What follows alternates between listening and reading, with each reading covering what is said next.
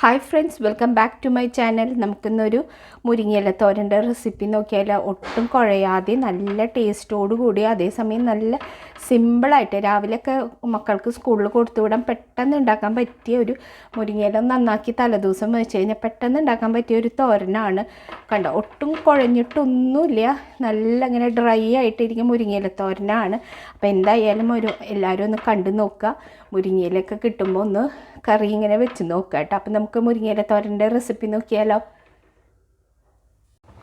അപ്പം നമുക്കിന്ന് മുരിങ്ങയില തോരൻ്റെ റെസിപ്പി നോക്കിയാലോ. അപ്പം ഞാനൊരു പാൻ വെച്ച് കൊടുത്തിട്ടുണ്ട്. അതൊന്ന് ചൂടായി വരുമ്പോൾ ഇതിലേക്ക് നമുക്ക് വെളിച്ചെണ്ണ ആഡ് ചെയ്യാം കേട്ടോ. വെളിച്ചെണ്ണയിൽ ചെയ്താൽ മതി. കുറച്ച് വെളിച്ചെണ്ണ ഒഴിച്ച് കൊടുക്കുന്നുണ്ട്. ഒന്ന് ചൂടായി വരട്ടെ കേട്ടോ. വെളിച്ചെണ്ണ നന്നായി ചൂടാവണം.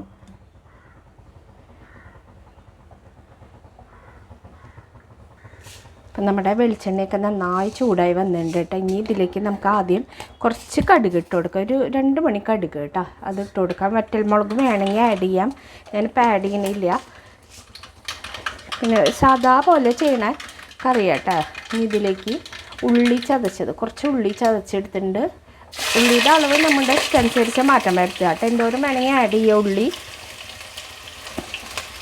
ഇനി അതൊന്ന് മൂത്ത് വരുമ്പോൾ നമുക്ക് ഇതിലേക്ക് കുത്തിമുളക് ആഡ് ചെയ്യണം കേട്ടോ. ഞാൻ മുളക് പൊടിയല്ല, നമ്മുടെ ചതച്ചിട്ടുള്ള മുളകുണ്ടല്ലോ, അതാണ് ആഡ് ചെയ്യണത് കേട്ടോ. ഒന്ന് മൂക്കട്ടെ ഉള്ളി. ആദ്യം കുറച്ച് മഞ്ഞൾപ്പൊടി ആഡ് ചെയ്യാം, കുറച്ചിട്ടാൽ മതി. മഞ്ഞൾപ്പൊടിയുടെ ആവശ്യമൊന്നുമില്ല, കാരണം നമ്മുടെ വീട്ടിലൊക്കെ ഉണ്ടാവുന്ന മുരിങ്ങയിലയാണല്ലോ, അപ്പോൾ പിന്നെ ആവശ്യമില്ല. പിന്നെ പുറത്തുനിന്നൊക്കെ വാങ്ങണതാകുമ്പോൾ എന്തായാലും മഞ്ഞൾപ്പൊടി ആഡ് ചെയ്യുക. ഇതൊരു ഭംഗി, ഒരു കളർ കിട്ടാൻ വേണ്ടിയിട്ടാണ് ഞാൻ മഞ്ഞൾപ്പൊടി ആഡ് ചെയ്തിട്ടുള്ളത് കേട്ടോ. മുരിങ്ങയില നല്ല എന്താ പറയുക, നല്ല സാധനമാണെന്നാണ് പറയണത്. അപ്പം നമ്മുടെ ഉള്ളിയൊക്കെ ഒന്ന് മൂത്ത് വന്നിട്ടുണ്ട്. ഇനി ഇതിലേക്ക് എരിവനുസരിച്ച് കേട്ടോ, ഞാനിപ്പോൾ 1 ടീസ്പൂണാണ് എന്താ പറയുക നമ്മുടെ വറ്റൽമുളക് ആഡ് ചെയ്ത് കൊടുത്തിട്ടുള്ളത്. കുറച്ച് എരിവ് വേണമല്ലോ, അപ്പോൾ ഒരു തരിയും കൂടി ആഡ് ചെയ്യുന്നുണ്ട് കേട്ടോ. എന്നിട്ട് നന്നായി ഒന്ന് സിമ്മിലിട്ടിട്ട് ഒന്ന് മൂപ്പിച്ചെടുക്കുക.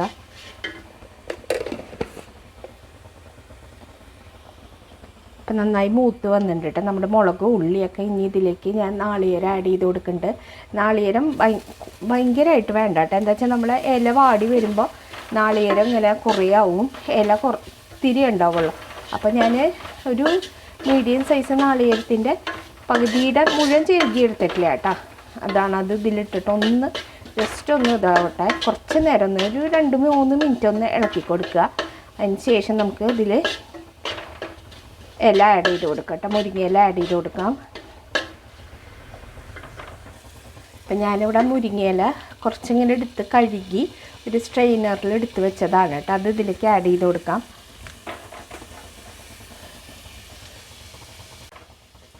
അപ്പം നമ്മുടെ നാളികേരമൊക്കെ ഒന്ന് നന്നായി ഒന്ന് മൂത്ത് വന്നിട്ടുണ്ടെങ്കിൽ നമുക്ക് കഴുകി വെച്ചിട്ടുള്ള ഇല ആഡ് ചെയ്ത് കൊടുക്കാം കേട്ടോ.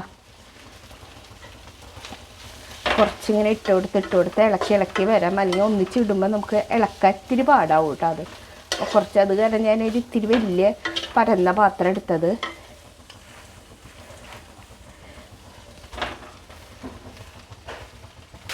ഇങ്ങനെ പതുക്കെ ഇളക്കി ആ നാളികേരമൊക്കെ നന്നായിട്ട് മിക്സ് ആവണം കേട്ടോ. നന്നായിട്ടൊന്ന് മിക്സ് ആവണം.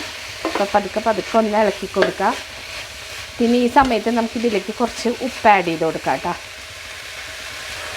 ഞാനിപ്പോൾ ഇതിലേക്ക് പൊടിയുപ്പ് കേട്ടോ, കല്ലുപ്പ് ആഡ് ചെയ്യേണ്ട. 1 ടീസ്പൂണും കുറച്ചും കൂടി ആഡ് ചെയ്യേണ്ട. പിന്നെ വേണമെങ്കിൽ നോക്കിയിട്ട് നമുക്ക് ആഡ് ചെയ്യാം. എന്നിട്ട് നന്നായി ഒന്ന് ഇളക്കി കൊടുക്കുക കേട്ടോ. ആ ഇട്ട് നമ്മൾ ഇളക്കണ ഒരു പാടമുള്ളതല്ലേ. അത് കഴിഞ്ഞ് ഇല വാടി കഴിഞ്ഞ് കഴിഞ്ഞാൽ പിന്നെ കുഴപ്പമില്ല, നമുക്ക് ഇളക്കാൻ എളുപ്പമാണ്. പക്ഷെ ആ നേരത്ത് ഇടുമ്പോൾ അതുകൊണ്ടാണ് ഇത്തിരി വലിയ പാത്രം എടുത്തത്. നന്നായി ഒന്ന് ഇളക്കി കൊടുക്കുക. അതിന് ശേഷം നമുക്കിതൊന്ന് മൂടി വെക്കാം കേട്ടോ. മൂടി വെച്ചിട്ട് കുറച്ച് നേരം ഒന്ന് ആവി കയറാൻ വേണ്ടിയിട്ടാണ് ഇങ്ങനെ ഒന്നിച്ചിങ്ങനെ വെച്ചിട്ട് ഒന്ന് ഒതുക്കി ഇങ്ങനെ ഒന്ന് പൊത്തിക്കൊടുക്കാം. എന്നിട്ട് നമ്മളൊന്ന് മൂടി വെച്ചൊന്ന് കുറച്ച് നേരം ഒരു ആവി കയറാൻ വേണ്ടിയിട്ടാണ്. അങ്ങനെ ഒന്ന് ഇരിക്കട്ടെ. കുറച്ച് നേരം അടച്ച് വെച്ചാൽ അധികം നേരം അടച്ച് വെക്കേണ്ട. അപ്പോൾ ഇങ്ങനെ ഒരു വെള്ളത്തിൻ്റെ അംശം കൂടും. അപ്പോൾ കുറച്ച് നേരം ഒന്ന് അടച്ച് വെച്ച് ഇതൊന്ന് തുറന്ന് ഇളക്കി കൊടുക്കാം. ചീരയില, മുരിങ്ങയില അങ്ങനത്തെ സാധനങ്ങളൊക്കെ ആകുമ്പോൾ പെട്ടെന്ന് വേവും ചെയ്യും. ഇതൊന്ന് തുറന്ന് വെച്ച് കുറച്ച് നേരം ഒന്ന് ഇളക്കിയെടുക്കാം. അപ്പം നമ്മൾ ഇട്ട് കൊടുത്ത നാളികേരം കറക്റ്റാണ് കേട്ടോ. വേണമെങ്കിൽ കുറച്ചും കൂടി വേണമെങ്കിൽ ആഡ് ചെയ്യാം, കുഴപ്പമില്ല. നമ്മൾ മുരിങ്ങയിലാണല്ലോ അധികം നിൽക്കേണ്ടത്, അതുകൊണ്ടാണ് ഞാൻ കുറച്ചിട്ട് കൊടുത്തത്. അപ്പം നമ്മുടെ മുരിങ്ങയില തോര ഇവിടെ റെഡി ആയിട്ടുണ്ട്. കുറച്ച് നേരം കൂടി ഇരുന്ന് കഴിയുമ്പോൾ ഒന്നും കൂടി ഒന്ന് വാടി വരും. പക്ഷേ ഇത്ര മതിയിട്ട് അധികം വേവിക്കേണ്ട. നമ്മുടെ വീട്ടിലുണ്ടായ സാധനമായ കാരണം അധികം വേവിക്കേണ്ട.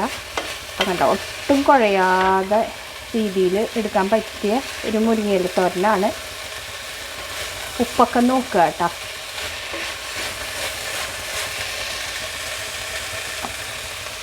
ഉപ്പൊക്കെ നോക്കുക. ഉപ്പ് കുറവാണെങ്കിൽ ഉപ്പ് ആഡ് ചെയ്ത് കൊടുക്കുക. എനിക്ക് പിന്നെ കറക്റ്റായിരുന്നു കേട്ടോ ഉപ്പ്. ഇന്ന് അങ്ങനെ തന്നെ വെച്ച് അങ്ങനെ കുറച്ച് നേരം ഒന്ന് ഇരിക്കട്ടെ കേട്ടോ. ഗ്യാസൊക്കെ ഓഫ് ചെയ്യുക. നമുക്ക് ഈ സമയത്ത് അധികം വേവണ്ട.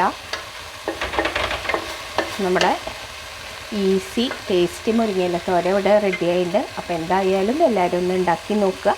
വീഡിയോ ഇഷ്ടമായെങ്കിൽ ലൈക്ക് ചെയ്യാനും ഷെയർ ചെയ്യാനും സബ്സ്ക്രൈബ് ചെയ്യാനും മറക്കല്ലേ.